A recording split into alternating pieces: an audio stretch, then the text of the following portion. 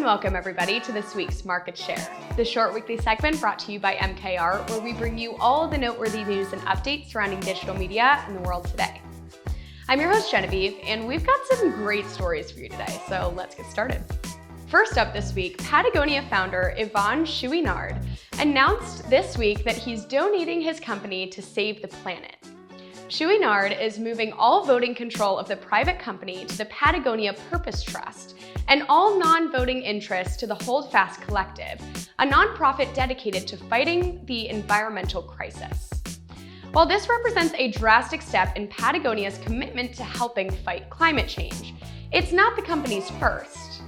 They started by donating 1% of the company's sales each year, created repair shops to mend or resell used clothing rather than having it fall into landfills, and even changed the company's purpose in 2018 to read, "We're in business to save our home planet."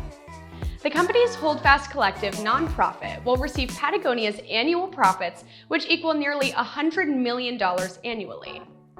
We've talked quite a lot recently about some companies' CSR campaigns, which are either poorly thought out, don't do anything actually to make an impact, or are so opaque as to be rendered meaningless to the audiences they're designed to impress. Chouinard's decision to turn his popular equipment and clothing company into a self-generating force for good, attempting to make not just some difference in the environmental crisis, but a significant one, is one of the best things we've seen anybody that rich do in a very long time. We can only hope it works. Second this week, are you under the age of 25 years old? Have you been broken up with by a partner via text or worse, just by using emojis? If so, congratulations. You're part of the 32% of Gen Z who say they've experienced heartbreak while staring at a small cartoon, according to a recent emoji trend report compiled by Adobe. Potentially in less surprising news, 69% of Gen Z and millennials stated that they were more comfortable expressing emotions via emoji than in text-only conversations, which seems entirely normal and not at all depressing. These same respondents also stated that 73% of them thought people who use emojis are friendlier, funnier, and cooler than those who don't. And I'm sure the remaining 27% of adults are taking this news extremely hard. There's no suppressing the popularity of the emoji, even if their meanings are often open to interpretation or unclear even for their user groups. Does this mean brands should stop using words and go to emoji-only communication? Not quite yet, but at least 73% of your audience might think you're cooler if you did, for whatever that's worth. Next up, Little Caesars is taking their affection for pepperoni to a whole new level. The brand launched a pepperoni-themed art gallery via its Instagram page, which directed users to a brand landing page where these protein-based masterpieces were on sale.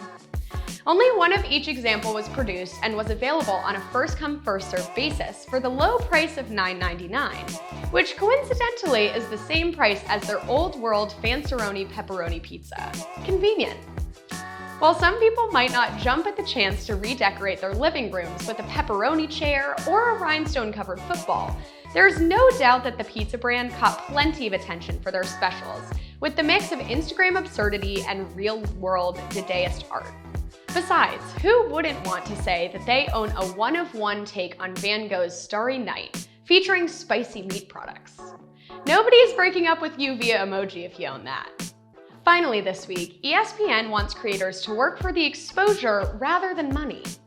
The worldwide sports leader, currently valued at over $50 billion, is starting a creator network where creators will be able to help the flagging network connect with Gen Z for no money. Creators will not be paid, but the sports giant says that they will be provided with travel, tickets to sporting events, access, equipment, and a series of learning courses. Many brands are attempting something similar in the hopes of bringing in that younger audience, but most of them have spent 66% more in this area than they did the previous year.